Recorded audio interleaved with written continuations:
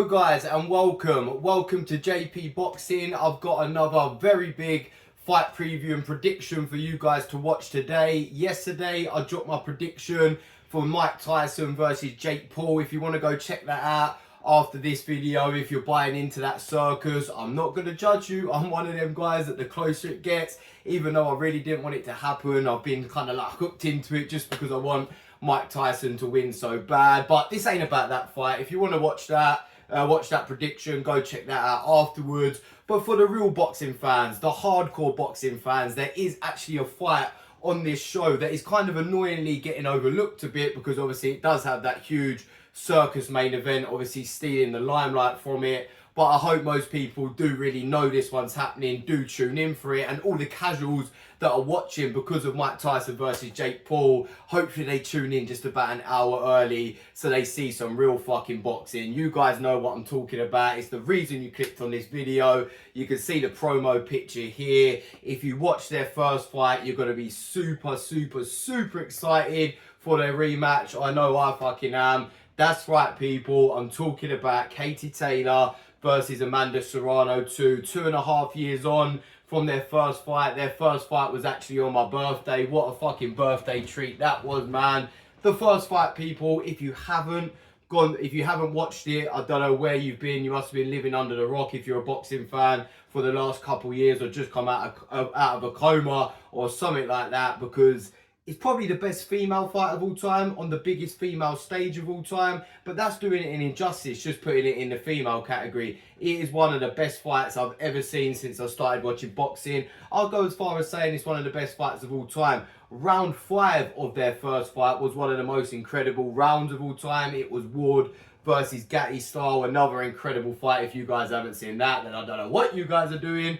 But yeah, this was up there with the very best fights of all time, and with their styles, with the way they've been fighting still, with the way they've always fought before this fight, their first fight, during their first fight, and the way they've continued to fight since, this second fight cannot disappoint, man. We'll talk a bit about what happened in the first fight and then go on obviously to talk about what I think is going to happen in the second fight, their rematch, which is Friday the 15th of November. I said it in the Paul versus Tyson preview video. Don't think this one's on the Saturday, people, and make the mistake of waking up on the Saturday morning excited to watch the fight because you've heard it's Paul versus Tyson and Taylor versus Serrano this weekend, and then you realise it was on the Friday night and you're like, fuck! Trust me, I know people have done it. I've even done it myself with a couple smaller fights. It's an annoying fucking thing, and it will be massively annoying and gutting for you if you did it for this one.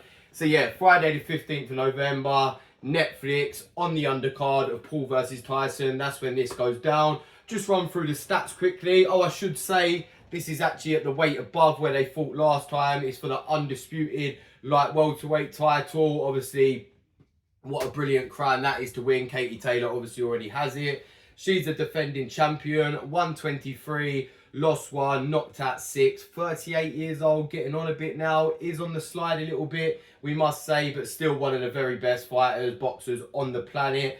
5'5", 66-inch reach. And then Amanda Serrano, we all know about her. She's been around for a long time as a professional. I think it's going on about, I think she's been world champ for 10 years or longer or something like that. Maybe even 12 years. It's probably pushing on about 15 years or more that she's been pro now.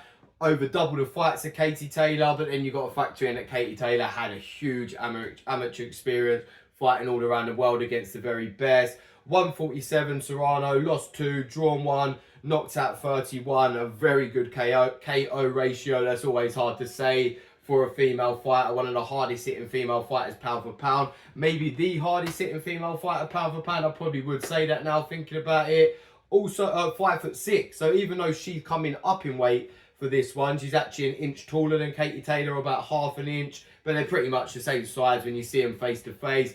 And a 66-inch reach was exactly the same. So yeah, I just said there Amanda Serrano's coming up in weight. Let's start with that. The big talking point of this fight is that, obviously the main talking point is how incredible their first fight was, but one of the biggest question marks, shall we say. You've got Katie Taylor, how much has she got left? That's a big question. But also Amanda Serrano is jumping up 3 weight divisions from where she's at right now for this fight. She's a natural featherweight. She went up 2 weights for the first fight to fight Katie Taylor. Did an incredible job, held her own. A lot of people thought she won the fight. It was a split decision, so one of the judges thought she won the fight.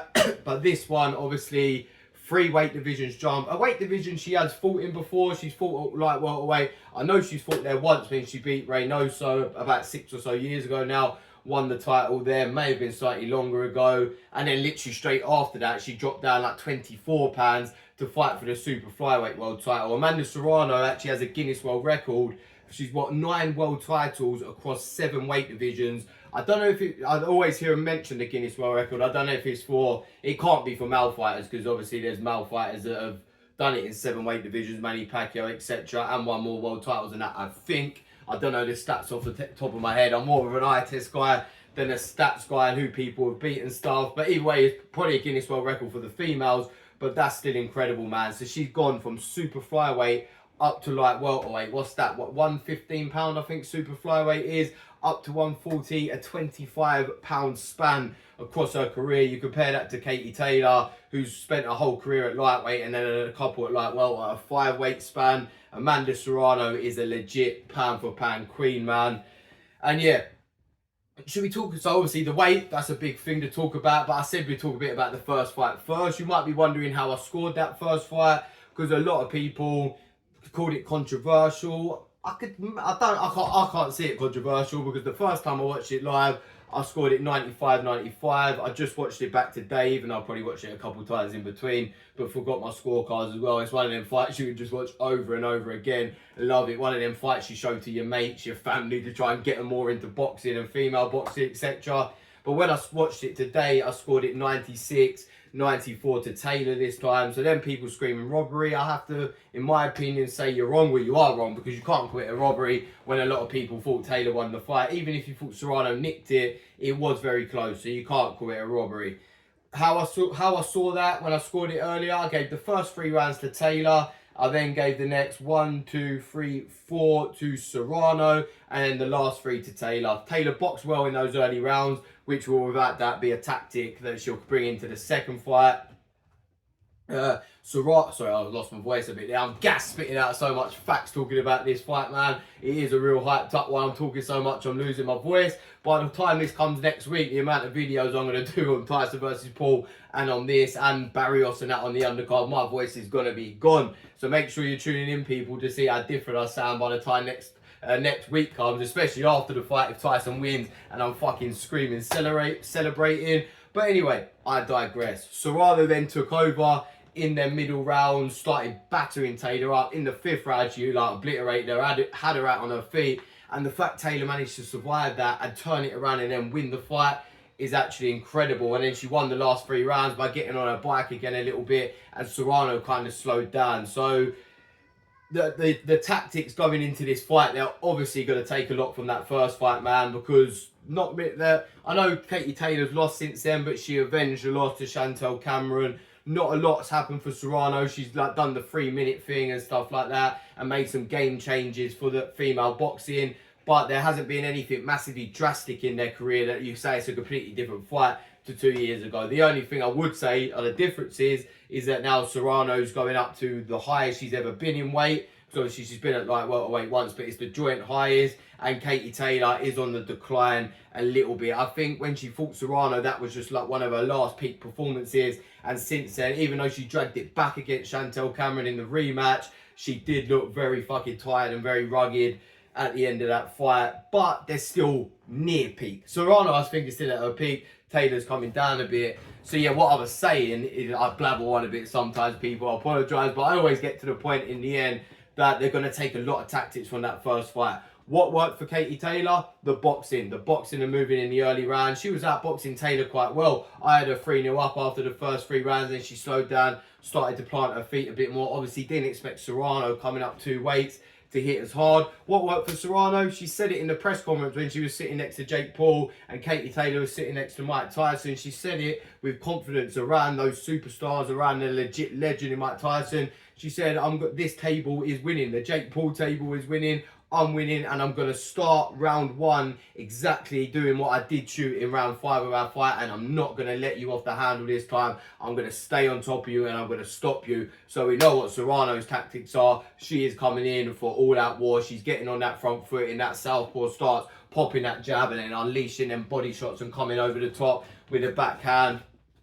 So we know the tactics. I think Katie Taylor would be a bit of a fall, if I'm honest. I know she loves to tear up, but you've got to do your best to stick to your boxing here. At the age of 38, slowing down a lot, even though she had half the amount of fights as Serrano. Serrano just seems one of them people that's built different and just keeps getting better and better. A bit like Crawford now at the age of 36, still in his prime. Serrano's that type of vibe.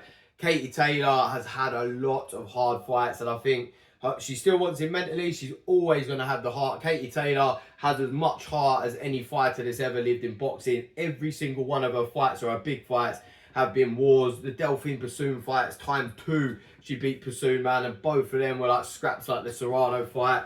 She's gone to the doghouse, you know, the Floyd Mayweather place. She's gone to that doghouse under the bright lights so many times. So I think in this one, could be her last hurrah. But I don't know if she's got that last hurrah when it comes to a war. I think she could put some boxing skills on. And let's talk about now how I vision this fight. When I first started visioning it, I thought, oh, Serrano going up in weight, it might slow her down a little bit. Katie Taylor will know to box now. I can see Taylor doing well in the early rounds like the first fight. Serrano having a bit of success in the mid rounds, but Taylor being very careful this time. And Taylor being very careful this time. So I've lost my train of thought there. I'm speaking so much, people.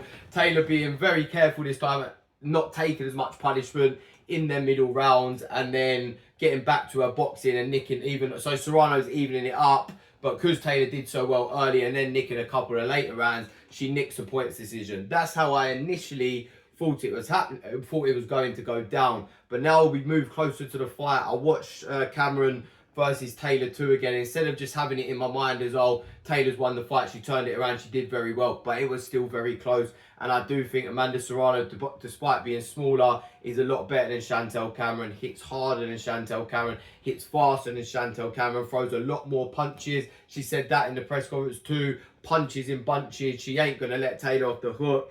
And I think Taylor's mentality, when shit's hard, you always revert back to typing. She does it every single time. She just can't stick to her boxing. So what I actually think is going to happen now, people, when I think about the fight, looking at how tired Katie Taylor was in that Chantel Cameron rematch, and how tired she looked in like her last 5-6 fights over the last couple of years, and knowing Serrano will carry that power up to like welterweight, she might just be a little bit slower and a bit more funny with it, maybe a bit slower on her feet.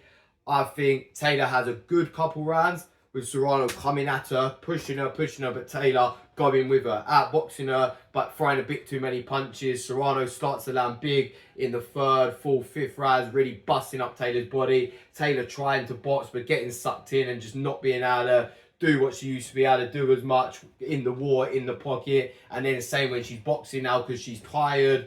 And I think, I don't know if I want to say Serrano stops her, but I think she's really going to be beating her up in those later rounds. Because I know Katie Taylor's a warrior, I'll say she's going to hold on and she'll lose clear on points. But I do think there's a good chance here, people. And it's sad to say because I love Katie Taylor. I'm a massive Amanda Serrano fan too, though. So I'll be happy for her. There's a good chance, maybe a big chance, that Amanda Serrano stops Katie Taylor in the later rounds. I think the writing's on the wall for Katie Taylor's career. I said she should have retired after Chantel Cameron, that rematch, getting the win there in front of her Irish fans, avenging her only loss. It would have been incredible. But she's one of them people that's going to keep pushing and pushing and pushing.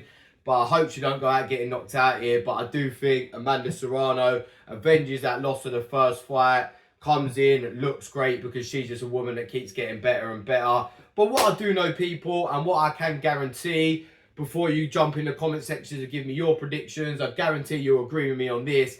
This will steal the show. This will be the fight of the night. This will be an absolute brilliant fight again, because if it goes Katie Taylor's way, it's going to be all action. She will box, she will move, but it will still be good and Serrano will still push. If Katie Taylor gets battered how I think she might in the later rounds, she's still going to go out swinging. It's going to be entertaining, and maybe they just have another 50-50 fucking war. It's close again, and then we get a trilogy. Who fucking knows with these women? But I know they're great. I know their fight will be great, and just make sure you tune in for it, people. Thank you for watching. I've got loads of videos coming up covering this, the Paul versus Tyson fights, the Latin night in Saudi Arabia next week, and news, debates, opinions every day at JP Boxing. Thank you for watching. Please like and subscribe. Peace.